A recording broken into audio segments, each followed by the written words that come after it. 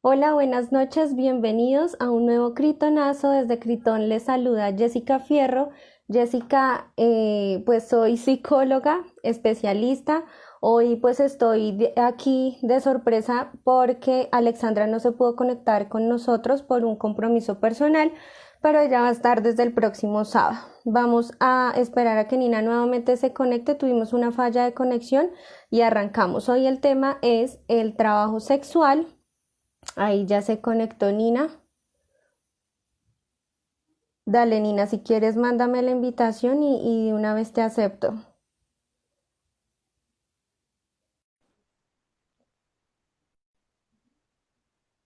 Ya se está conectando Nina. Hola, Nina, ¿cómo estás? Buenas, ¿cómo va? Bien, ¿y tú cómo vas? Bien, con una cara de, de desbordada, perdón. Tuve que bajar en la parte de abajo de mi edificio porque vivo en un monoambiente y estaba la nena, los gritos con el papá, así que dije, bueno, me voy yo. Ah, bueno, igual lo importante es que estás aquí, de verdad. Estamos muy agradecidos desde Critón, pues porque aceptaste pues esta invitación, que como lo hablamos hace un poquito, pues la idea es abordar sobre toda esta lucha que las trabajadoras sexuales han tenido a lo largo de la historia y sobre todo pues en este ejercicio desde Argentina de cómo tú lo has abordado, cómo tú lo has manejado y pues quisiera primero que todo que te presentaras. Bueno, no, antes que nada, gracias a ustedes por el espacio. Mi nombre es Natalia de Civil o Nina León de puta y de escritora. Yo trabajo hace 3 años en la modalidad de Internet acá en Argentina y bueno, y ahora en este contexto de pandemia tuve que ayornar todos los encuentros que quizás hacía hasta antes del coronavirus, lo tuve que pasar todo a la modalidad 100% virtual. Así que bueno, eso, soy madre de una niña también de 4 años, escribo, tengo un libro de poesía que lo saqué el año pasado y milito en el Sindicato de Trabajadoras Sexuales, que acá se llama AMAR. Ujú. Sí, estuve viendo algunas entrevistas que te han realizado y hablan mucho de amar, de cómo esto pues aboga por defender los derechos de ustedes. Primero que todo, pues iniciando según un estudio que realizaron aquí en Bogotá, indicaban que el 92% de las personas que inician actividades sexuales pagas lo realizan debido a una situación económica. Quisiera que pues nos contaras y pues a todas las personas que se están uniendo, en tu caso, ¿cómo fue esta decisión? Sí, me parece que todas las personas, de todas formas, por más que elijan el trabajo sexual u otros eh, rubros, lo hacen por una cuestión de necesidad, digamos, se trabaja en este sistema capitalista por una cuestión de necesidad. Hay quienes tienen menores posibilidades, hay quienes tienen muy pocas opciones y en esas pocas opciones, en ese sentido, no fue mi caso puntualmente, que yo ya había pasado 12 años trabajando eh, en empresas como administrativa, había pasado en call centers, también tanto en atención al cliente como en ventas, había pasado por salones de belleza como peluquera y como manicura, había laburado también en el periodismo y la realidad es que ningún trabajo me generó una estabilidad económica como para poder, nada, pagar tranquila un alquiler, para poder solventar mis gastos diarios, los míos y los de la criatura, y mucho menos, muchísimo menos, pensarme como escritora, poder empezar a proyectarme con algo que a mí me gusta tanto hacer, que es escribir, y bueno, y en ese sentido, cuando pensé en el trabajo sexual, que fue un poco, primero yo había pensado en la idea de empezar a militar con las trabajadoras sexuales acá en Amar, digamos, y había pensado más hacerlo desde el plano de la comunicación.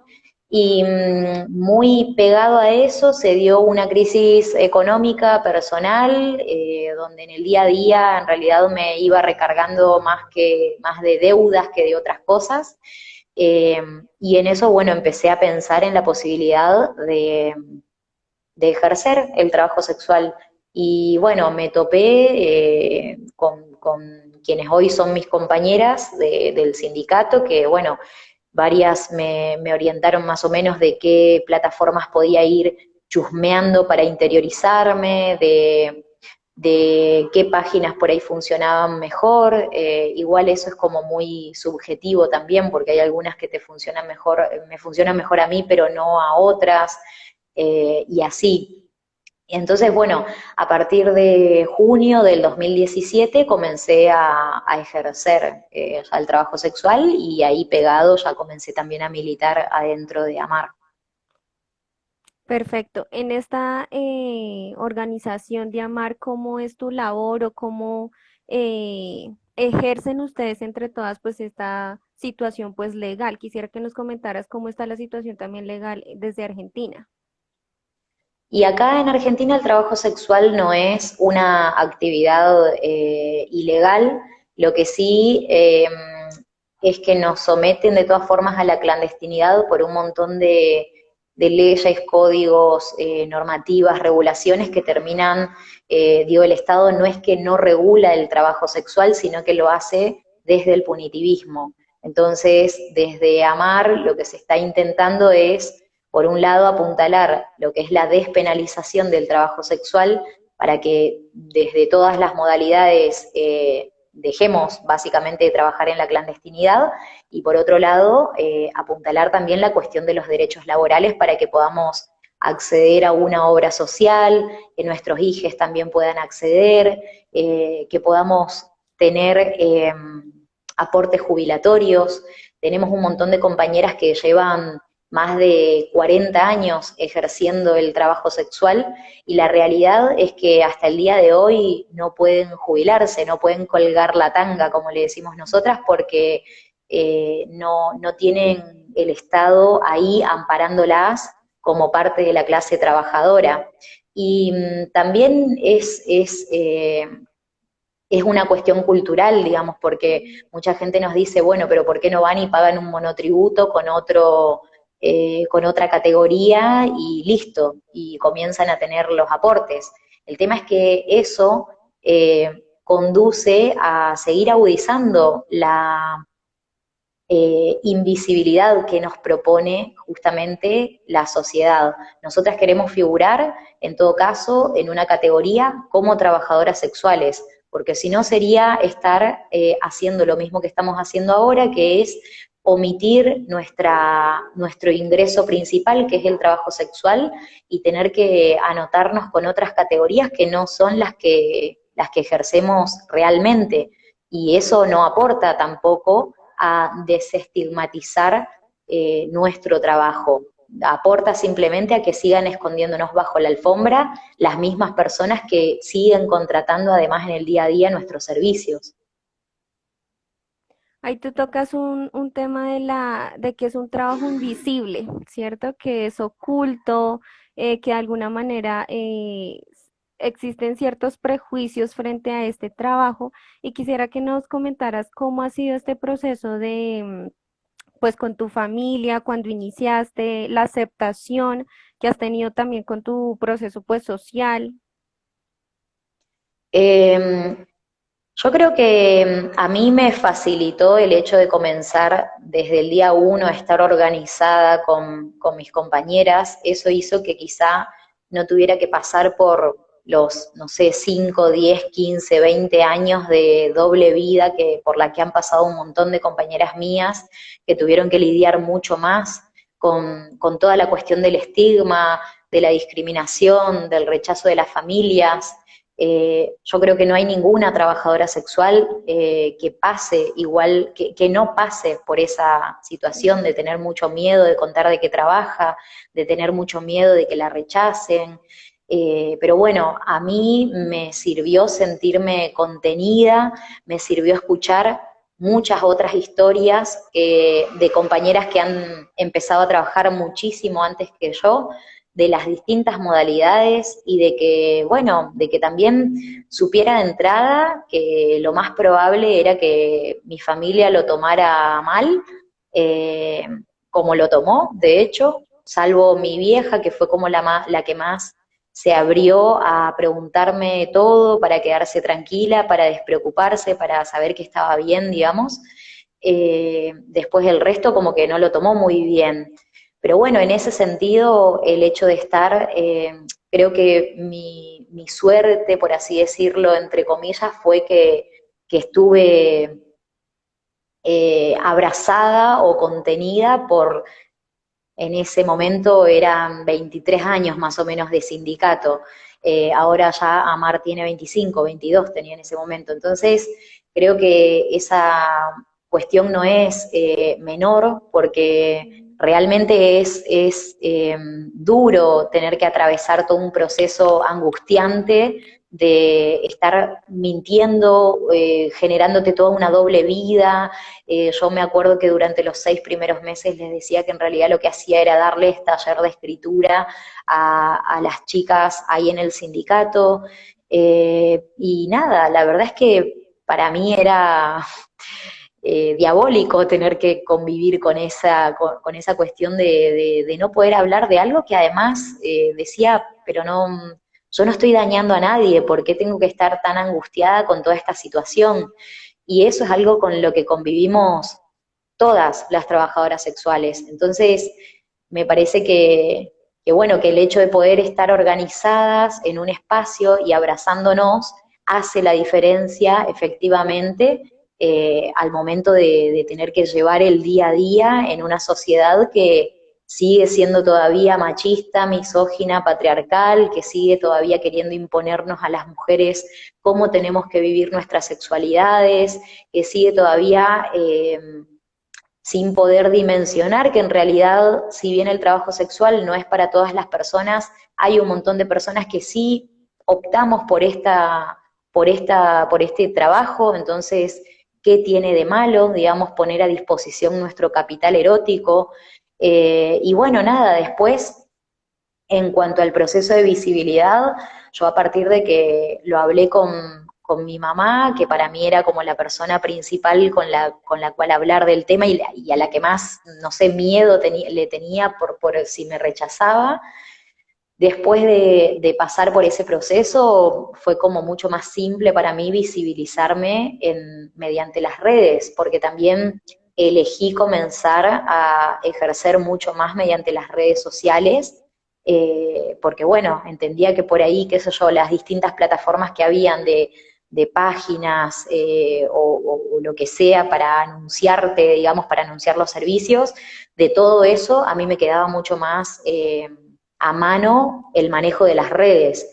Y bueno, nada, como que se fue ordenando todo, pero fue un proceso extenso, duro, angustiante, y bueno, y en el que también fui dejando a un montón de gente que en ese momento me rodeaba de lado porque sentía que bueno, que no generaban una empatía que yo también necesitaba para sentirme un poco más contenida y era como, bueno, la verdad es que este es el trabajo que está pagando el plato de comida de mi hija y mío, este es el trabajo que está pagando el alquiler, este es el trabajo que me está permitiendo, no sé, pagarme un curso de escritura para poder seguir formándome, este es el trabajo que, entonces digo, ante todas esas cuestiones que mi trabajo terminaba de brindarme como la estabilidad económica, era, bueno, lo lamento, al que no le guste, hágase a un lado.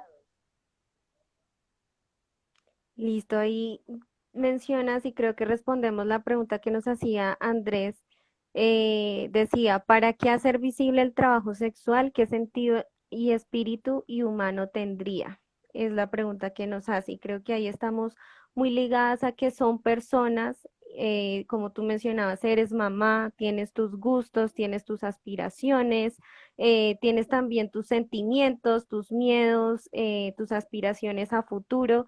Y quisiera preguntarte, ¿en algún momento has pensado de pronto en dejar este trabajo y conseguir otro trabajo, como también el gobierno, si existe o no, no sé, realiza algún apoyo de manera social? Porque pues leyendo y averiguando pues sobre el tema, se ha visto que ciertas instituciones o el gobierno como que de alguna manera se vuelve el héroe cuando existen estas problemáticas, entonces van y ofrecen como ciertos beneficios a ustedes para que puedan pues optar por otro trabajo. En este momento, ¿cómo se realizaría en este proceso? Yo creo que en realidad es negativo seguir poniéndolo al trabajo sexual como si fuera una problemática. Es un trabajo más. Yo no ejercería como minera, no ejercería como maestra jardinera, no ejercería en un montón de rubros porque no me agradan, porque no tengo empatía ni ganas para levantarme y hacerlo. Y entre esas opciones, bueno, el trabajo sexual es el que yo elijo y punto. Me parece como medio cuestionable también la cuestión de que se nos siga preguntando a las trabajadoras sexuales si dejaríamos nuestro trabajo por otro, porque en realidad no es una pregunta que se le hace nunca a ningún otro profesional. No hay nadie que a un abogado, a un médico que tiene que estar casi 3 días seguidos sin dormir, o no sé, a otras, o a una docente que tiene que laburar las 8 horas adentro o 6 horas adentro de la escuela, sumado a la cantidad de horas que después va y labura en su casa, sumado a la cantidad de horas que después labura los fines de semana armando registros y armando actividades y armando un montón de cosas que, digo, cuando el Estado ni siquiera reconoce eso de los docentes y no se le pregunta a la docente, che, ¿dejarías de ejercer? Y sin embargo a las trabajadoras sexuales sí se nos pregunta eso. Buenas, estoy en medio del hall de mi edificio haciendo la entrevista, así que eso es algo que nos parece como muy raro, de que por qué siempre se nos pregunta a nosotras eso, y no se nos pregunta en todo caso, bueno, ¿cómo querrías que fueran las condiciones, digamos? ¿Cómo te pensás fuera de la clandestinidad? Digo, no es que queremos cambiar de trabajo, lo que queremos es dejar de ejercerlo en la clandestinidad, dejar de ejercerlo siendo perseguidas, dejar de tener un montón de llamadas de compañeras durante todos los días porque la policía de tal zona o de tal zona o de tal otra zona la está coimeando, la está violentando, le está pidiendo servicios sexuales a cambio de dejarlas trabajar, o lo que sea. Entonces, nada, yo no, no necesito un Estado héroe que me quiera cambiar el trabajo, necesito en todo caso un Estado que me reconozca como parte de la clase trabajadora y me brinde los derechos laborales que necesitamos que nos brinden a las trabajadoras sexuales.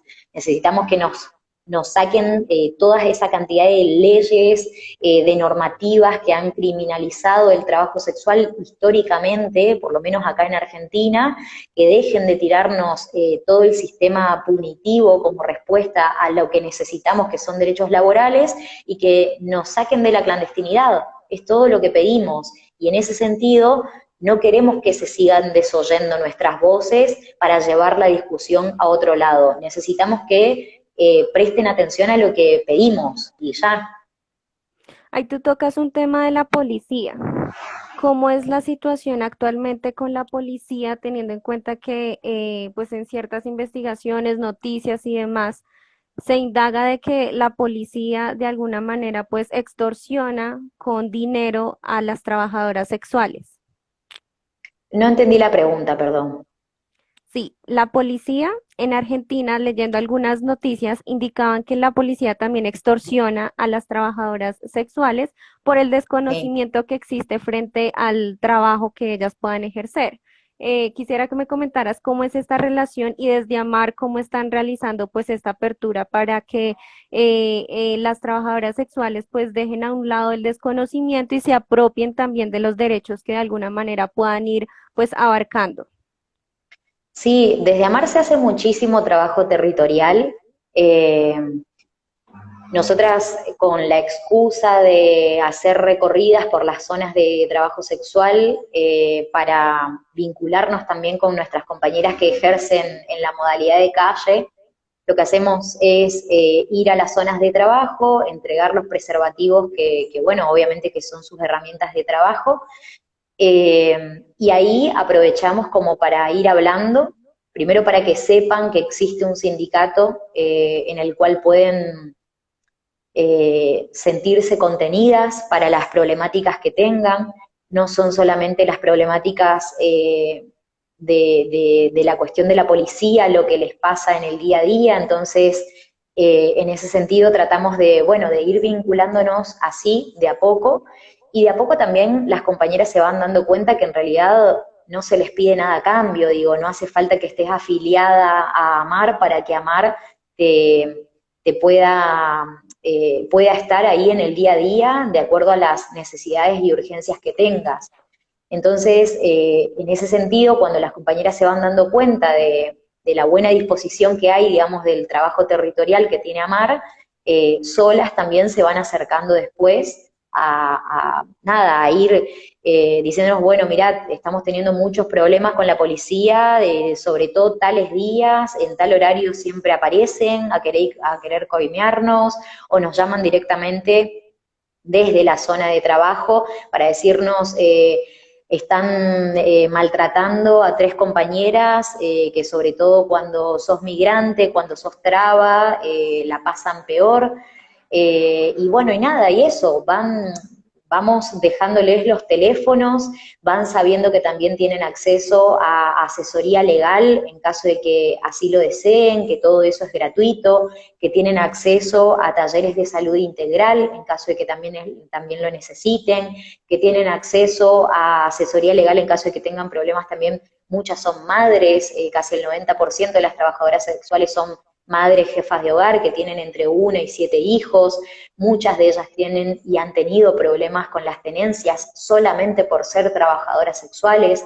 Entonces, todos esos inconvenientes, digamos, como que los nosotras vamos sabiendo una vez que pisamos el territorio, pero después también las compañeras van sintiendo confianza como para acercarse y, bueno, estar ahí en el día a día, digamos, como acercarse más de seguido, hasta que después solas se van comprometiendo. Nosotras tenemos, por ejemplo, acá en Capital Federal, lo que llamamos la Casa Roja, que es un local que está en plena zona de trabajo sexual en el barrio de Constitución, y en este contexto de pandemia tenemos 15 delegadas que son compañeras migrantes, travestis, que se han sumado a militar, primero porque han tenido problema con la policía o porque tenían urgencias respecto a no tener ni siquiera para pagar los alquileres y tenían problemas con los desalojos,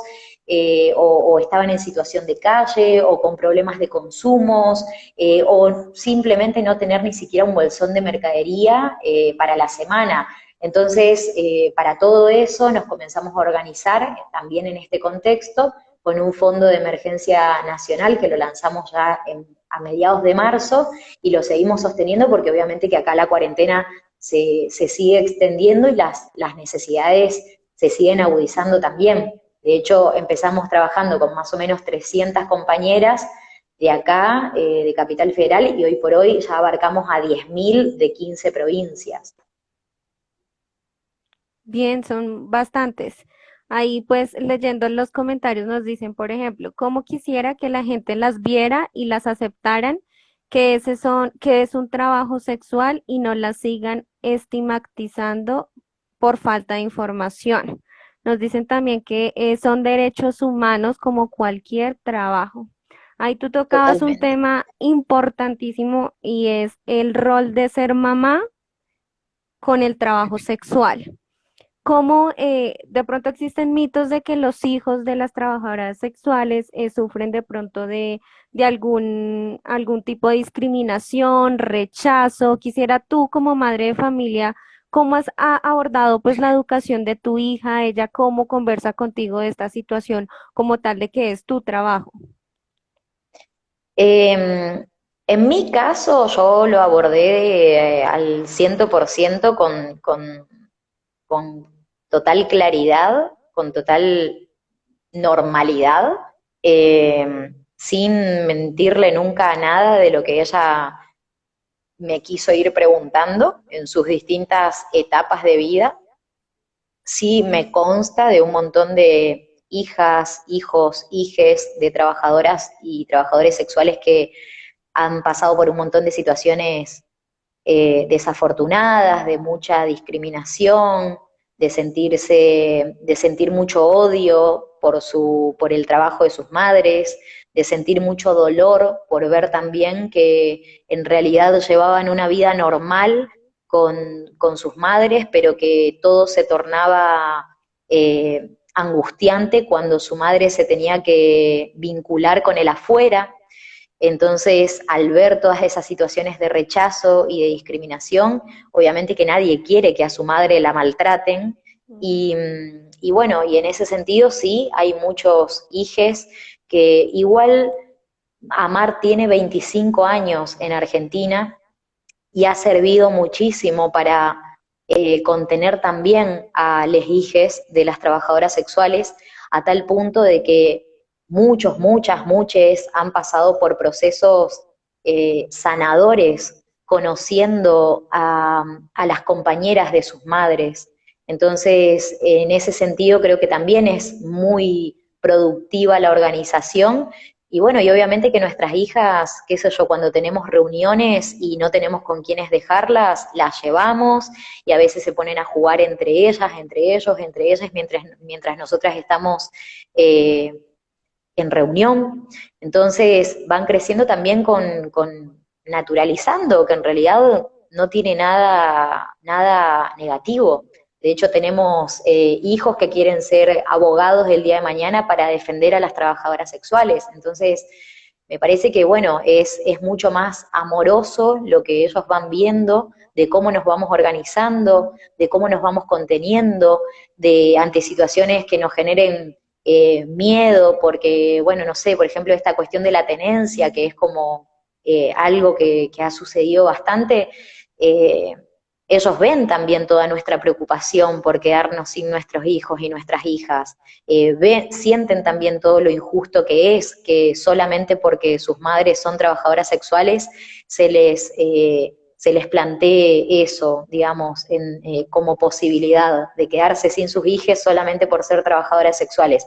Entonces, me parece que las criaturas, más que les adultes que estamos por ahí ya mucho más contaminados por la sociedad, utilizan mucho mejor el sentido común y obviamente que sienten que donde hay afecto, donde hay amor, nada, como que saben disociar que no hay esa violencia que todo el mundo construye en la vida de una trabajadora sexual y bueno, nada, como que utilizan el sentido común. Esa es la realidad. Y la transparencia también de ir más allá de ver a una persona, no solamente por las etiquetas que socialmente podamos tener, sino por la profundidad del espíritu, de la persona en sí, que es una persona, como tú dices, luchadora, trabajadora, honesta, bueno, y con diferentes virtudes que como personas cada una puede tener. Aquí hay una Sí, persona, con diferentes virtudes, pero también con diferentes defectos como cualquier otra persona, exacto. porque también Ujú, ponernos en una burbuja, porque eso también tiene un doble mensaje que es un poco peligroso, que es que ujú. muchas veces nosotras nos replanteamos decir, no alcanza con mostrarnos buenas madres, qué es ser buena madre, buena o mala madre. Nosotras también intentamos deconstruir muchísimo esa cuestión porque no creemos en la buena o mala madre, creemos en que sos madre y punto, y te va a caber, y van a haber momentos que son espectaculares y van a haber momentos en que te querés matar porque todas las madres la pasan mal cuando ya no tenés tu momento de soledad, cuando tenés que estar todo el tiempo pendiente de otra vida más. Digo, esa es una realidad de la maternidad y las trabajadoras sexuales no estamos exceptuadas de esa realidad. Lo injusto en nuestro día a día es que muchas veces pareciera ser que tenemos que mostrarle a la sociedad 3 veces más de lo que ya se les impone como en general a la mujer se nos impone, ¿no? Tener que mostrarle todo el tiempo a la sociedad esto, aquello o aquello para que se nos acepte, para que se nos dé un lugar, para que esto, para que aquello. Bueno, a la trabajadora sexual eso se le potencia, porque encima decidiste ejercer con tu capital erótico, encima decidiste poner en determinados encuentros también la cuestión de la genitalidad para recibir a cambio dinero. Entonces, todo eso en la concepción de un montón de personas no cabe todavía.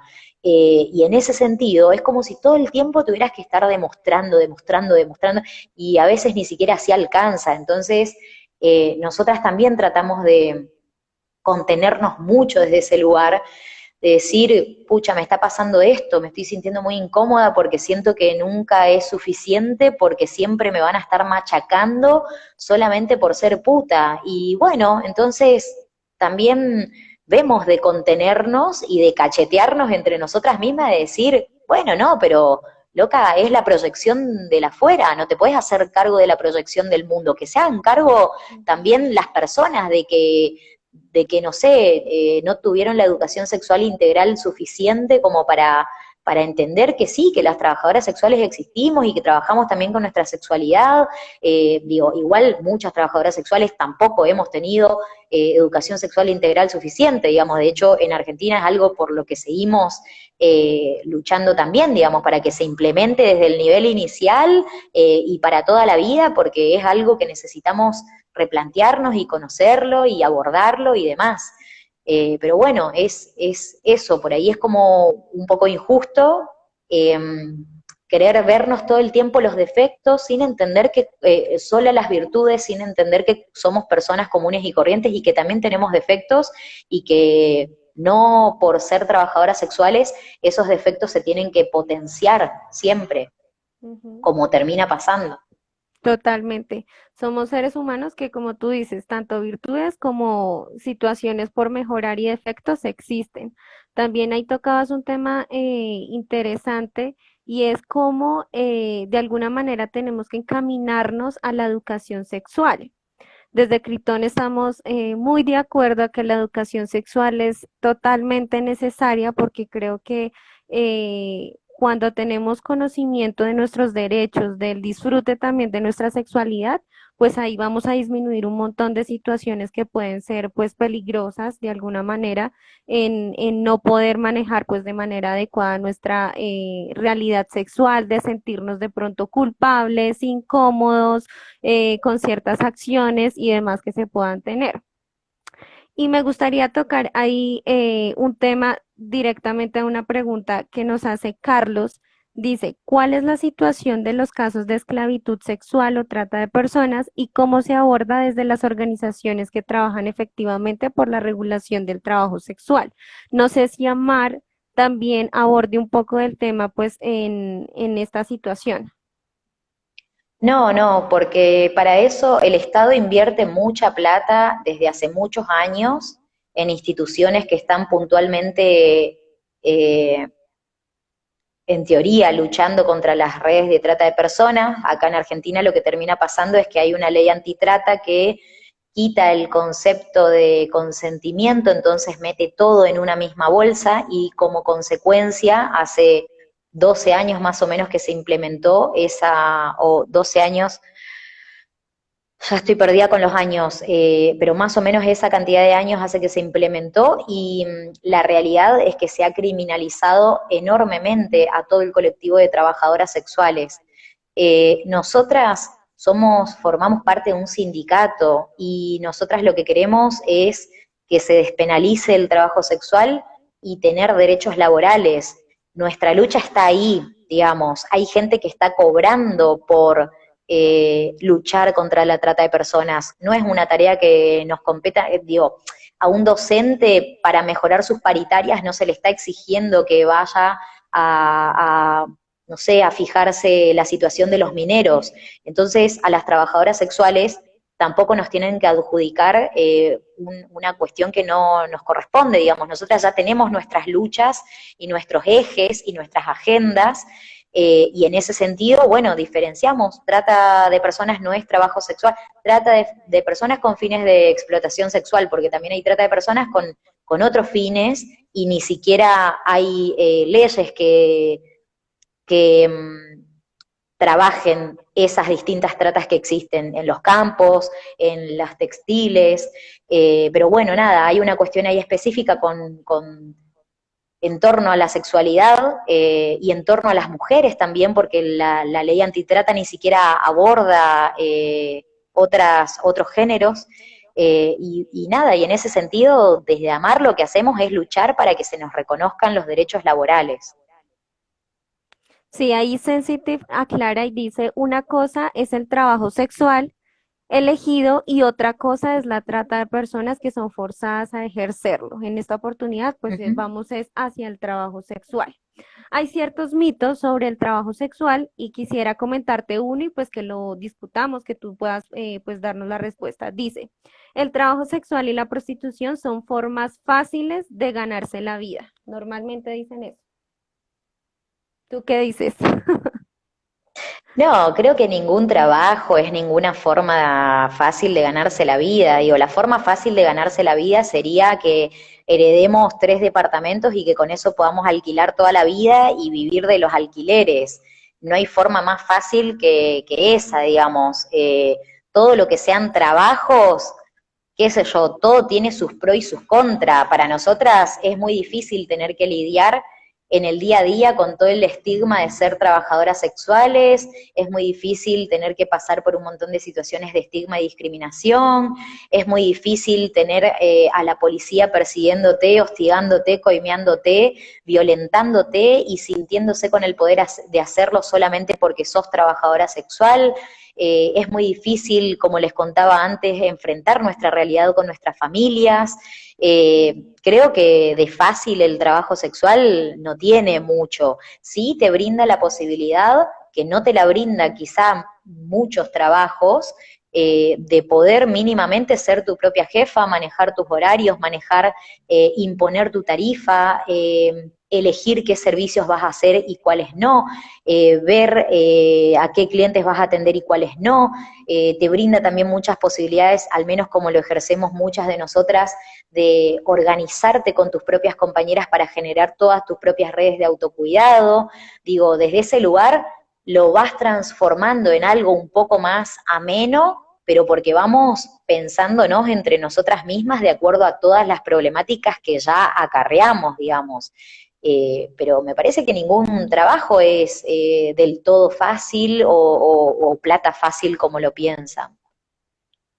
Bien. Otro mito que nos dicen es las prostitutas por su labor adquieren enfermedades venéreas y son transmisoras activas. Tú lo mencionabas ahorita como la red de autocuidado frente a las enfermedades de transmisión sexual y las ITS. ¿Qué piensas al respecto? ¿Cómo manejan desde el proceso del trabajo sexual pues toda esta cobertura también de salud?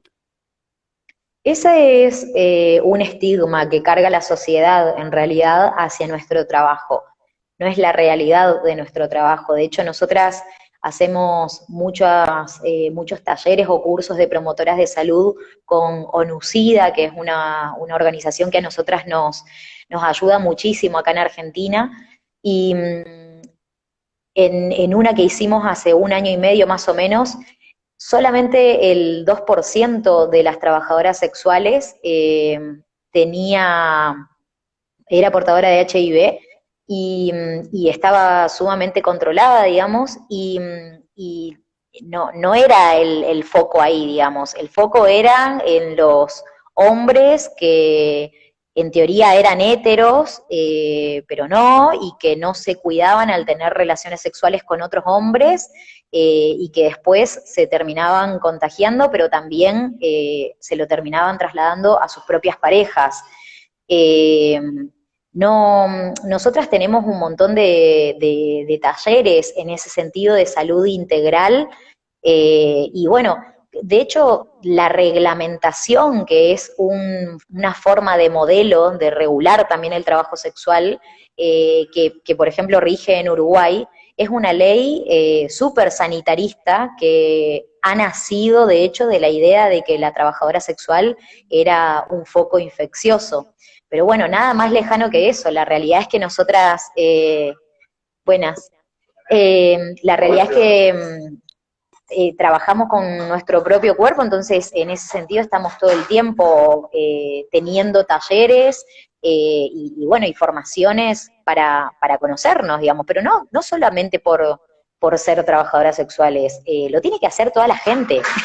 cualquier, cualquier persona que forma parte de la sociedad lo tiene que hacer, tiene que interesarse por su educación sexual integral, tiene que interesarse por las enfermedades de transmisión sexual, tiene que interesarse por las formas de prevención, digo, no es algo que solamente se nos tenga que poner a las trabajadoras sexuales, porque hay muchas personas que no ejercen el trabajo sexual y que tienen la misma cantidad que por ahí puede tener de sexo que una trabajadora sexual, digo, cuando van a un bar, cuando salen de su laburo y se borraron con su compañera o su compañero, entonces me parece como que es muy erróneo por ahí adjudicarnos como que nosotras somos focos infecciosos.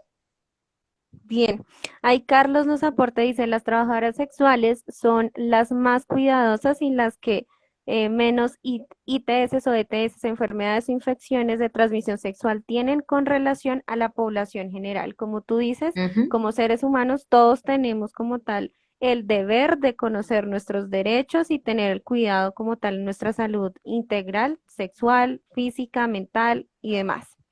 Otro mito que dicen es, las trabajadoras sexuales están acostumbradas al maltrato y los fetiches sexuales.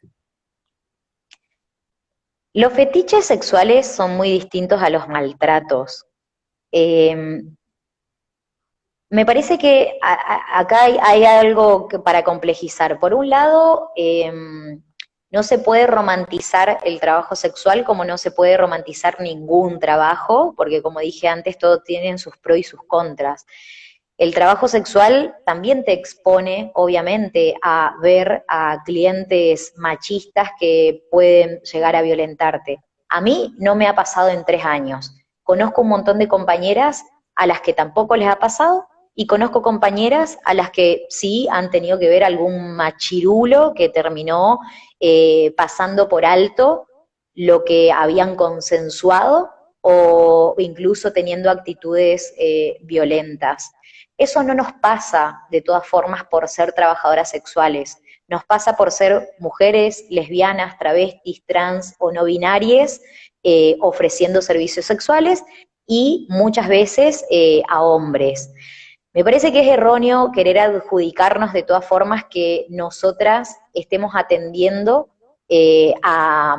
solamente a feministas, porque primero que los feministas no existen, segundo que esa misma persona que quizá nos puede venir a violentar adentro de un hotel, es la misma persona que después puede también violentar a su compañera en el hogar, a su hija, a la directora del jardín de su hija, a la cajera del supermercado, a la peluquera o a quien sea, porque son personas que de por sí violentan adentro de un telo o afuera también, y afuera también.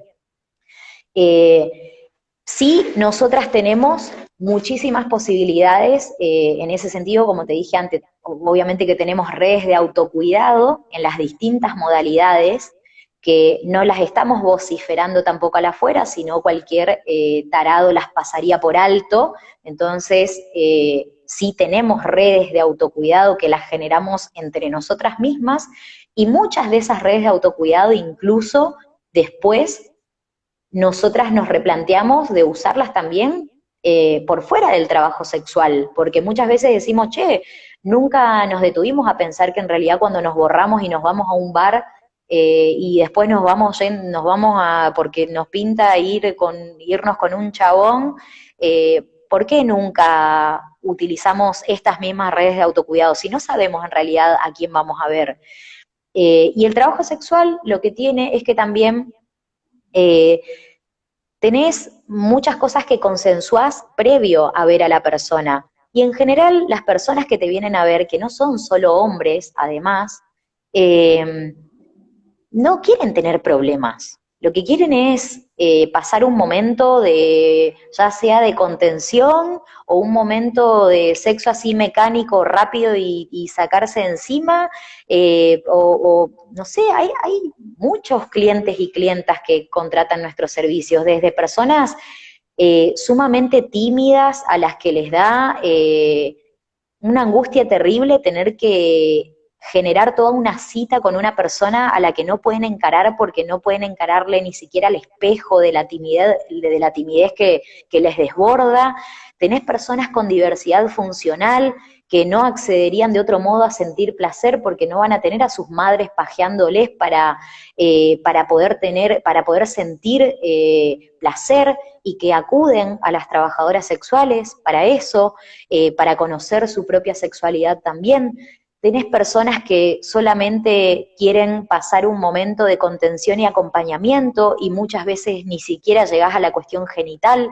Tenés personas que solamente capaz que te quieren invitar a comer, al cine, al shopping o a hacer algo porque tienen un rato libre y lo quieren hacer. Tenés un montón de mujeres que han llegado a tener 45, 50 años y se han dado cuenta que tienen ahí como una energía lésbica estancada y reprimida, que durante muchísimos años la sociedad les hizo creer que ser lesbiana también estaba mal, como ser puta también estaba mal, y sin embargo se encuentran con que de repente pueden también acceder a los servicios de una trabajadora sexual para ver qué sienten. Digo, tenés muchísimos casos. Y el tema de los fetiches, cada trabajadora sexual también elige qué servicios brindar. Hay fetiches que yo no los brindo y hay otros que sí. Hay servicios, no sé, yo no soy mucho del sadomasoquismo, no porque no me guste, de hecho me encanta para verlo, pero no para, digo, tenés que tener toda una formación para eso. Lo mismo con las personas con diversidad funcional, lo mismo para cualquier fetiche que quieras hacer, digo, antes tenés que conocerlo, tenés que ver de qué manera se lleva a cabo, cuáles son los límites, cómo imponerlos.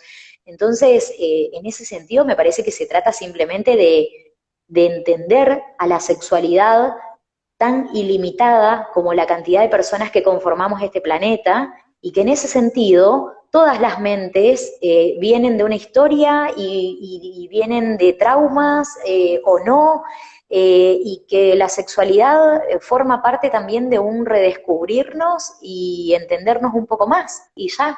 Y hay muchas trabajadoras sexuales que lo abordamos también desde un lugar súper terapéutico porque entendemos que realmente somos bálsamo de las personas que nos visitan, de las personas que contratan nuestros servicios. Entonces, me parece que es simplemente eso. Bien, ahí Vanessa San nos dice, la legislación se debería aplicar con severidad a quien trate con violencia a cualquier mujer, sea trabajadora sexual o no, Ujú. que nos lo deja muy claro.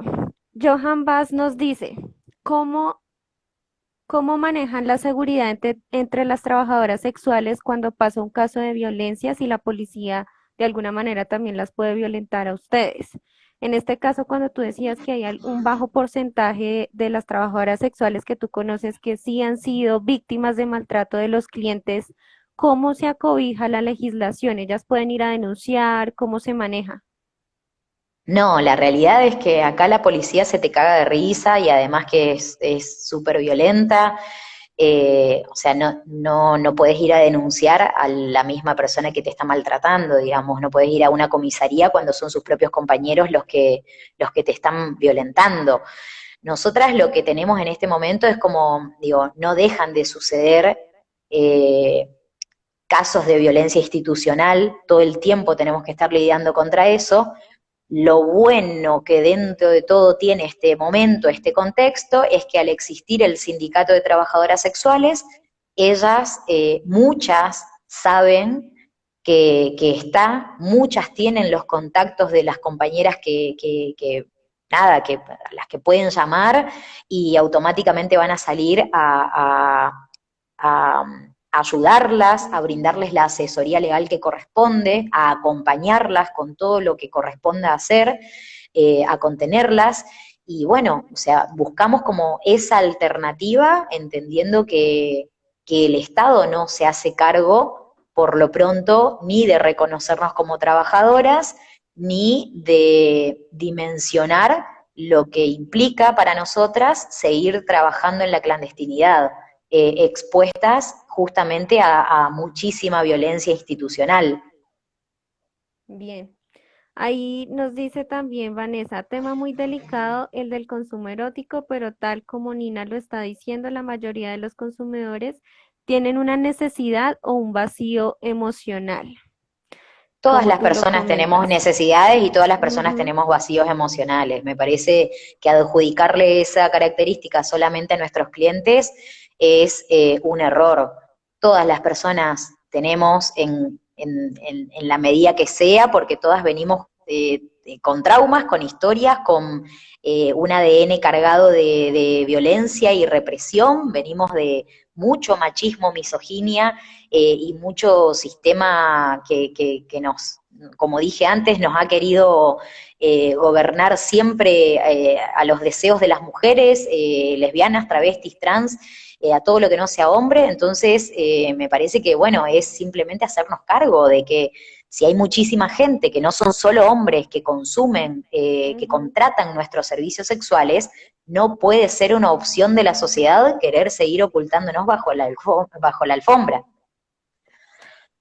Bien, sobre todo lo que tú dices, que a veces hay el mito de que solo los hombres son las personas que van hacia donde las personas que trabajan con la parte sexual, pero no es solamente hombres, sino como tú dices, pueden haber mujeres, etcétera. Aquí Sí, ya para ir totalmente. cerrando, ya nos quedan 4 minuticos y quería preguntarte también sobre Puta Poeta, ¿sí? Y acá nos dice esta persona, pues que se conectó un poquito tarde, Dagian.López, y nos dice, ¿cómo empezaste a escribir? Ahora tu trabajo es mucho más de movilización y visibilización de los derechos de las trabajadoras sexuales. Entonces, cuéntanos cómo empezaste a escribir, en qué consiste este libro, dónde lo pueden conseguir. Yo escribo desde chiquita mmm, para hacer catarsis y de grande, más o menos a los 25, ahora tengo 33, me encontré con un taller, me topé con un taller muy lúdico que me ayudó muchísimo a seguir haciendo catarsis, pero también a autodescubrirme y a entender también cuánto me aliviaba la escritura y cuánto eh, en realidad empecé a descubrir como la escritura como una parte más de mi cuerpo. Lo que se fue dando es que antes de ejercer el trabajo sexual empezaron a salir varios relatos eróticos que a mí, al no tener la educación sexual integral que me hubiera gustado quizá y que después la fui incorporando de a poco, me asombraban, obviamente, porque no entendía de dónde venía, porque no entendía esto de que si te pones remoralina de si está bien o mal, escribir concha, culo, pija, leche, y que acá entra y que acá sale, y que esto y que aquello, y que acá pasa esto, y como no podía, yo sentía que había como una represión enorme en mi escritura porque quería decir un montón de cosas y el texto terminaba siendo una tibieza total que me disgustaba, me frustraba. Entonces, fui dándome un poco más de pelota. Hubo un momento que para mí fue clave, que fue una noche que estaba muy bajoneada, muy triste y que decidí ponerme a escribir y terminé a los 15 minutos masturbándome con una mano y escribiendo con la otra. Esa misma noche fue cuando nació el nombre de Nina León. Y a partir de ese poema en adelante, yo me propuse empezar a sacar todo lo que mi cuerpo tenía ganas.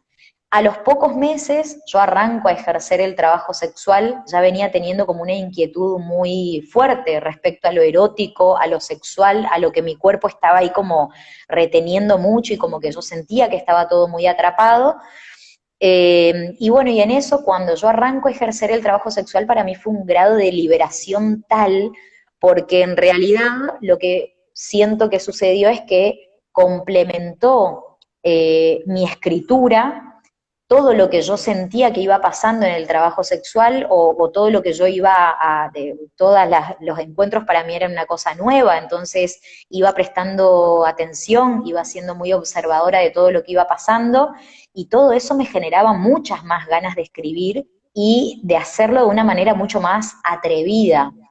Y ni que hablar cuando ya hablé también con mi familia del tema y lo puse sobre la mesa, digamos, que ahí también fue como un liberarme totalmente y decir, bueno, yo de ahora en más como que voy a escribir todo lo que sienta y punto, digamos. Entonces como que una cosa fue complementando a la otra, tanto la escritura erótica como el trabajo sexual se iban complementando entre sí, y bueno, y a partir de ahí fueron saliendo muchos poemas, llegó un momento en que todo eso estaba súper estancado porque yo tenía un montón de cosas escritas pero que no le estaba dando forma, no estaba pensando en materializarlo, eso era como un paso más que también me angustiaba porque era como, uff, o sea, exponer mi escritura, que para mí ya era un montón, me era mucho más fácil exponer una foto mía ofreciendo servicios sexuales que exponer mi escritura. Es lo mismo que me pasa ahora con el canto, digamos, que estoy haciendo todo un proceso de formación donde estoy tratando de respetar también a mi cuerpo desde ese lugar. Me gusta muchísimo el arte, disfruto del arte, lo siento sanador y catártico, entonces, nada, también es como esto, me fue adentrando a procesos que para mí fueron muy sanadores y bueno, llegó el momento en que dije, bueno, ya está, tengo que materializar el libro porque tengo todo acá despelotado entre el celular, la computadora, los cuadernos sin terminar que arranco otro y no tiene sentido. Y bueno, y ahí fue que me puse en marcha todo el año pasado para editarlo con una poeta muy hermosa que me tocó de editora, Paula Jiménez España, que me ayudó muchísimo durante 6 meses en el proceso de edición, que lo fuimos haciendo muy, muy juntas, me fue enseñando un montón, me fue conteniendo también, porque eran como hijitos que yo le llevaba y que le decía, bueno, cuidémoslo, como, entonces, bueno, nada, fui como haciendo un proceso muy amoroso, muy angustiante también a la vez, porque el trabajo sexual era lo que iba a pagar mi libro, entonces era como ponerme también metas de decir, bueno, tengo que atender a tantos clientes y puedo pagar la imprenta y puedo pagar a la diseñadora y puedo pagar a la que hace legales, y después para la presentación del libro lo mismo, digamos. Eh, Se sumaron, no sé, eran como casi 20 personas las que estábamos ahí detrás, porque hice toda una movida entre mezclando la poesía con la música y la perfo, y bueno, todo eso terminó siendo un trabajo enorme, colectivo, que me enseñó muchísimo, que me puso en el camino a gente hermosísima, muchas de las cuales también pusieron su arte a disposición de una trabajadora sexual, que no es una cuestión menor porque las bardearon bastante también por hacerlo, porque bueno, es como, ay, ¿cómo vas a estar con una trabajadora sexual? Y es como, bebe, ¿por qué no? Ujú. Entonces, bueno, nada, como que estuvo buenísimo, fue todo un proceso de crecimiento enorme. Y lo pueden conseguir por mi Ujú. página. Sí, ahí está. Entonces, para que la sigan, tú estás como Nina León Feminista, ¿sí? Sí, sí, Nina sí. León. Perfecto. Listo. Ya por tiempo para que no nos saque el Instagram, pues te agradezco de verdad. Fue un, allá el perro. Sí, entró un perrito Fue, justo. sí, fue un momento de verdad de mucho aprendizaje. Creo que a todas las personas que nos están viendo en este momento fue de aprendizaje. Veo que todos nos están mandando corazoncitos. De verdad te agradezco mucho porque sí es necesario empezar a quitarnos ciertos estigmas, ciertos prejuicios que de alguna manera podemos tener frente al trabajo sexual y pues esperamos que desde Amar y desde lo que tú gestionas también con este proceso de la escritura, del canto, puedas seguir empezando a emprender pues este camino, sobre todo para muchas mujeres, hombres y demás que también lo necesitan.